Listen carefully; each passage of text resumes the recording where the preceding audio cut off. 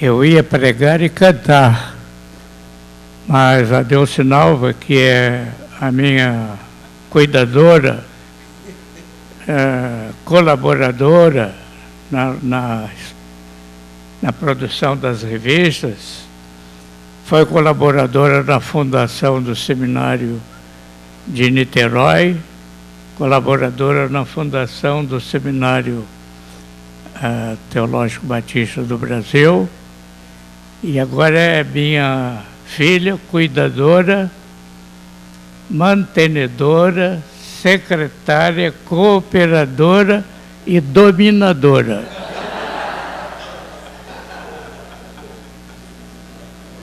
Os irmãos da classe dos homens já perceberam isso.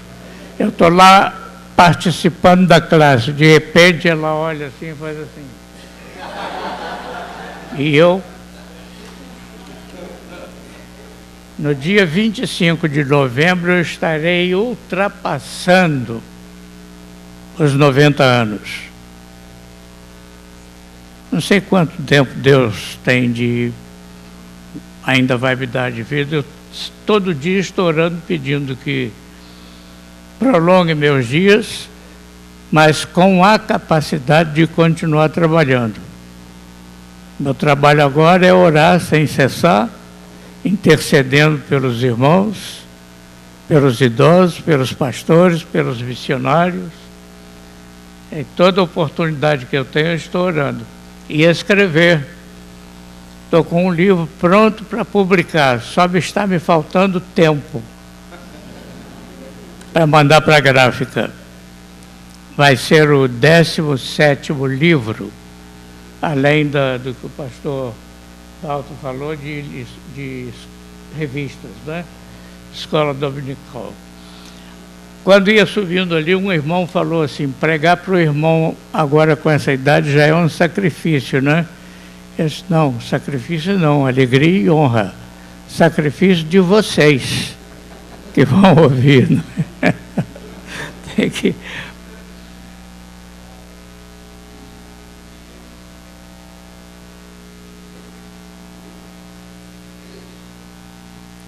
Eu pensei, pedindo a Deus que me desse o tema e a mensagem para essa noite, que está entre as noites, entre os cultos comemorativos do aniversário da igreja, fazendo no dia 28 de agosto, 74 anos.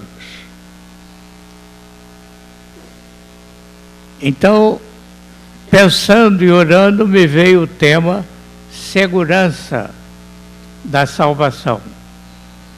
Após a pregação, eu ia cantar o hino Que Segurança Sou de Jesus.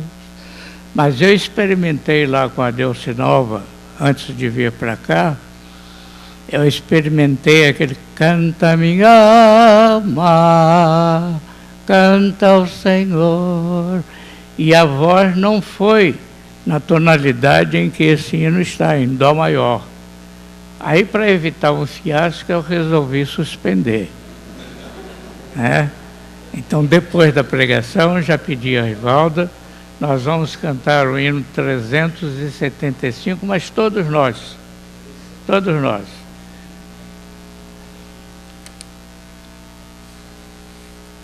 Trouxe por escrito, porque eu estou na idade de esquecer coisas. Vamos que eu já falei alguma coisa, daí a pouco eu repito aquilo, e daí a pouco eu repito de novo. Não tem gente que fica assim? Não tem pregador que fica assim? É como avião que sobe, faz a viagem no momento bom e próprio para descer, ele não desce, ele dá uma volta. E é também como aquele irmão diácono, por que implicam com diáconos e pastores? Eu não sei. É como aquele irmão diácono que o pastor pediu para ele pregar, ele começou a pregar e a orar e não parava mais. Orando, e o povo já cansado, passando a mão na testa, e aquela oração que não acaba. Orou por todo mundo, por todo todos os políticos, por todos os conhecidos, só não orou pelos animaizinhos domésticos, mas estava orando. Aí quando ele disse assim: Senhor, eu estou fazendo esta oração em nome do Senhor Jesus, o qual... Aí continua: tendo morrido na cruz, perdeu a hora de posar e continuou assim. Então eu já estou... Não cheguei ainda, mas estou chegando, então já tenho aquele receio de ficar repetitivo. Então eu estou caprichando nessa minha idade para não confundir as coisas.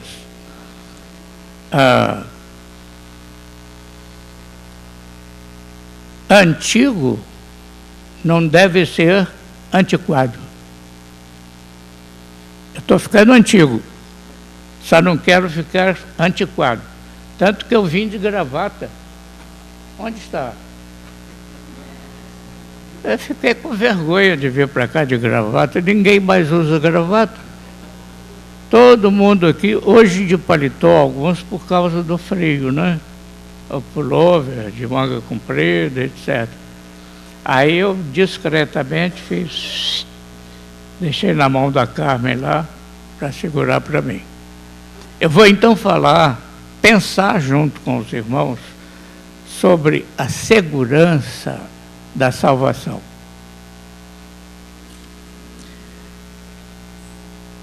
Na presciência de Deus, ele sabia, porque Deus sabe todas as coisas, ele é onisciente.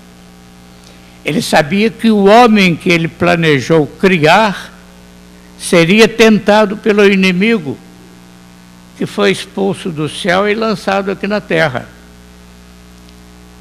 Ele sabia que o inimigo ia tentar o homem que ele ia criar. Então Deus, na sua onipotência, onisciência, presciência, sabedoria e poder, Deus fez planos para garantir a salvação do homem que cairia no pecado. A queda do homem não foi casual. Deus sabia, ele é onisciente e presciente. Ele conhece todas as coisas antes que aconteçam. Não é ele que determina todas as coisas, mas ele permite acontecer determinadas coisas.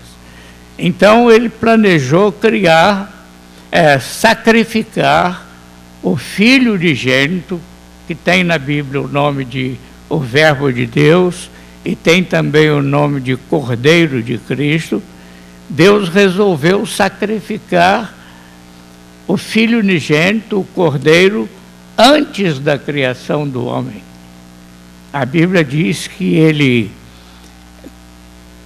a criação do plano de salvação foi desde a fundação do mundo. Deus fundou o mundo só depois que foi criando os seres e criou então o ser humano. Mas antes então do homem cair, Deus já tinha tomado a grande providência para a nossa salvação, que foi o sacrifício do Cordeiro de Deus já na eternidade. Nós não entendemos como é que foi esse sacrifício, mas o sacrifício de Cristo na cruz do Calvário, por nós, a sua morte, o seu sacrifício, foi a materialização na história, que começou com a criação do homem, foi a materialização desse sacrifício misterioso que aconteceu na eternidade desde a fundação do mundo. Nós começamos a contar o calendário ocidental a partir do nascimento de Jesus. Então estamos em 2017 DC, depois de Cristo. Mas o sacrifício dele já tinha acontecido antes de ele nascer como homem, gerado pelo Espírito Santo numa mulher, na mulher piedosa, Maria. O sacrifício dele já tinha sido feito na eternidade para garantir a salvação daqueles, de todos aqueles que no correr ao longo da história fossem crendo em Jesus e aceitando como Salvador. Agora alguém logo entrará com uma pergunta: mas e aqueles que morreram antes de Jesus nascer? Como é que podiam crer em Jesus? Sim, eles criam. Eles criam naquele que viria como semente da mulher. Lá no Velho Testamento, Gênesis capítulo 3, tem um versículo em que Deus diz isso: quando o homem pecou, Deus amaldiçoou a terra, amaldiçoou o homem, amaldiçoou a serpente, que foi o corpo físico que Satanás usou para tentar o homem. Então Deus planejou a morte de Cristo para nos salvar. E é sobre essa segurança que nós estamos meditando agora. Além de providenciar a morte do Cordeiro, antes mesmo de criar os homens, Deus planejou também criar uma instituição chamada igreja, que vem de palavras gregas, ek, kalel, chamo para fora. Então ele chamou para fora do coletivo dos homens todos aqueles que deveriam formar a kalel, a igreja, ecclesia no latim. E essa igreja que Deus planejou criar teria a função de ser no mundo real, tangível, material, físico, teria no mundo a função de ser o corpo de Cristo. Corpo no mundo para continuar fazendo a obra que Cristo começou para oferecer salvação aos pecadores.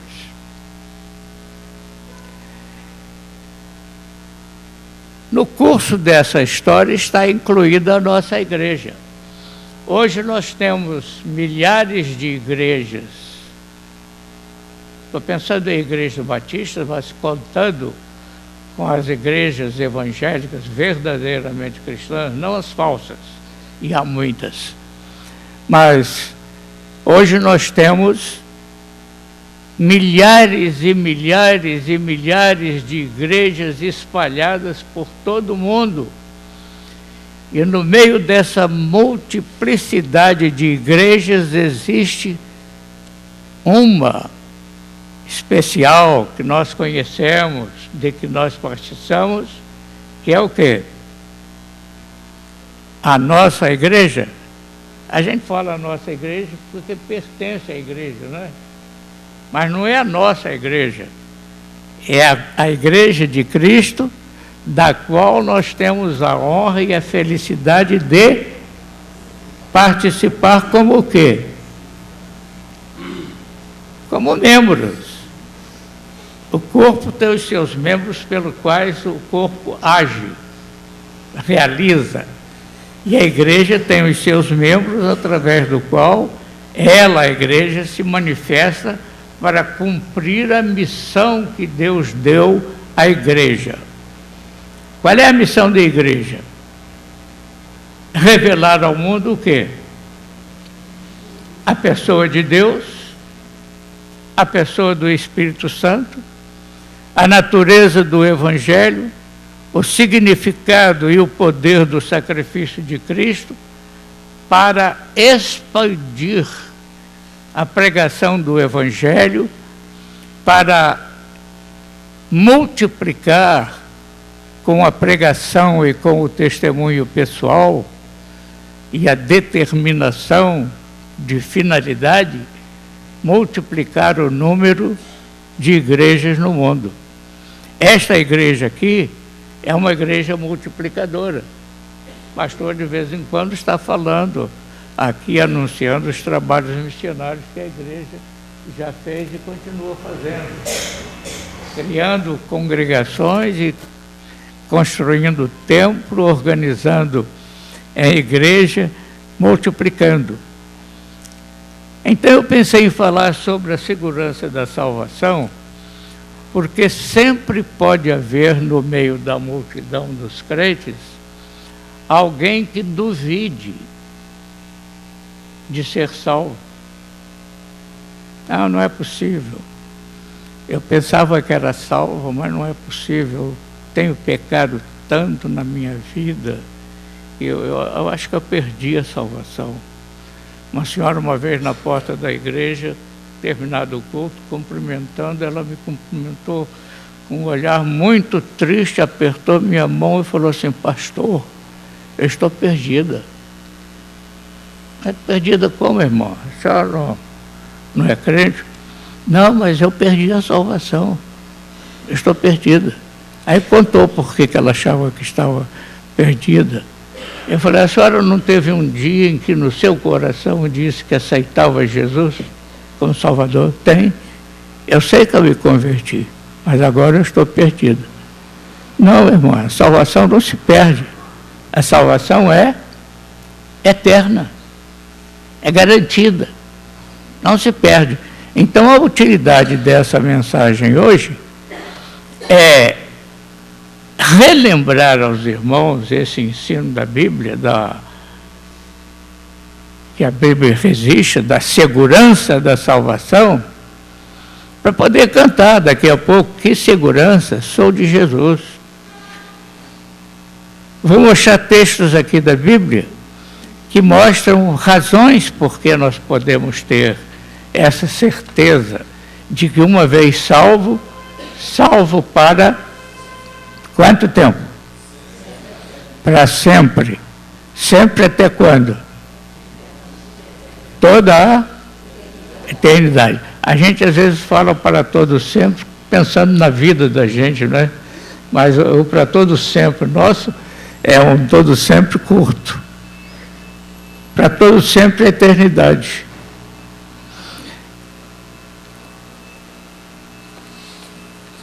Outra utilidade dessa meditação desta noite é alertar aqueles amados visitantes que estão conosco nesta noite, que porventura não tenham tido ainda a ideia de tomar a decisão de se render, se entregar a Cristo, aceitando-o como Filho de Deus, aceitando-o como o único mediador entre nós e Deus. Não há nenhum mediador, não há Maria. Maria não é mediadora. Ela foi uma serva de Deus, piedosa, escolhida para trazer o Filho de Deus ao mundo.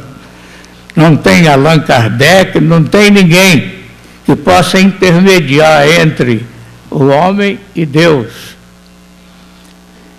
Aceitar Jesus como mediador, aceitar Jesus como Filho de Deus, aceitar Jesus como o seu Salvador e aceitar Jesus como o seu Senhor. Para sempre, penetrando na eternidade infinita. Os irmãos têm noção do que seja a eternidade? Como é que os irmãos definiriam a eternidade? Nunca pensaram nisso? Estão assim, sorrindo, balançando a cabeça, estão procurando. Quem se aventura a definir a eternidade? Eternidade, isso está nos dicionários, nos bons dicionários. Eternidade é toda a realidade. A salvação é uma realidade, Jesus é uma realidade, Deus é uma realidade. Chamado em filosofia realidade necessária. Porque sem essas realidades não haveria humanidade, não haveria nem mundo, não haveria nada. Mas o que é o nada? Difícil de definir também, né? Nada e eternidade. Uma vez eu falei com o meu filho caçula, era garoto ainda de 12 anos. Se não houvesse Deus, não haveria nada. Aí ele respondeu: pai, o nada é tudo. Deu para entender o garoto de 12 anos dizendo isso? Mas o que é eternidade? Eternidade é uma realidade que não tem nem começo e nem tem fim. Você pode entender? Eu não entendo. Como é que pode existir uma realidade que nunca começou e nunca terá fim? Mas nós não precisamos compreender a eternidade. Nós temos que crer nela. É pela fé. Se não existe eternidade, não existiria também a vida, não existiria Deus. É como eu disse ao meu filho, não existiria nada. Mas o nada não pode existir. Só o que é pode existir. Por isso Deus disse o nome dele quando foi perguntado a ele: como é teu nome, para que eu diga ao povo? Ele disse: eu. Qual é o nome de Deus? Eu sou. E Jesus disse uma vez à multidão a qual ele estava pregando: se não credes que eu sou,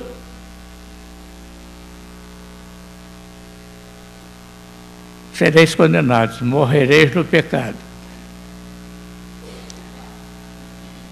Então, a salvação foi outra criação de Deus, planejamento de Deus, realização de Deus. A primeira igreja a existir no mundo, igreja cristã, a existir no mundo, foi a igreja de Jerusalém. Com os apóstolos e centenas de discípulos. Organizou-se em Jerusalém a primeira igreja do mundo, igreja cristã, com centenas de pessoas.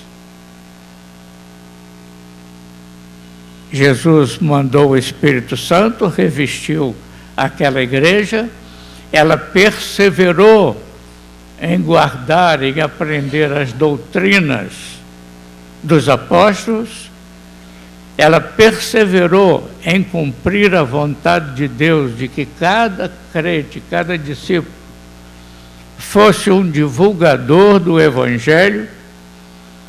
Ela perseverou na obra missionária, e então aquela primeira igreja em Jerusalém, a primeira do mundo, da história, aquela igreja multiplicou-se e multiplicaram-se as outras, e outras se multiplicaram através do curso da história. E já há quase 2000 anos, esse fluxo continua. E a nossa igreja, isto é, a igreja de que fazemos parte, ela está incluída nessa história. Ela está fazendo história no meio dessa multidão de igrejas. Fazendo história como? Cada um de vocês, e eu, e ele, e todos os pastores que estão aqui, cada um se lembre que a missão do crente é ser o quê? Para Deus. Testemunha. Testemunha de quê? Os apóstolos foram testemunhos que conviveram com Jesus, foram testemunha de Jesus físico. Viram os milagres, ouviram os ensinamentos, mas nós somos testemunha de quê? Nós não vimos Jesus, mas nós cremos no registro da Escritura. Pela fé nós aceitamos o que os apóstolos disseram. João disse que o que vimos com os nossos olhos, o que nós apalpamos com as nossas mãos, o seu corpo, as obras milagrosas que ele realizou, disto é que nós damos testemunho. E, em outro lugar, o Espírito Santo intimamente nos dá a certeza de que nós fomos transformados em filhos de Deus. Então você vai dar testemunho da sua conversão. Não precisa ficar contando o que você era antes de converter e as coisas horrorosas que você ou eu pratiquei antes de nos convertermos, porque contar coisa feia não vai converter ninguém.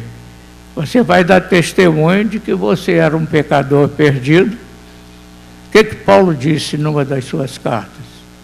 Eu sou o principal de quê? Dos apóstolos, dos crentes, o maioral. Ele disse, eu sou o principal pecador no mundo todo, porque eu cheguei a perseguir a igreja de Cristo, mas ele fica aí. Uma vez eu encontrei um grupo de pastores que estavam no Rio para uma convenção, e a conversa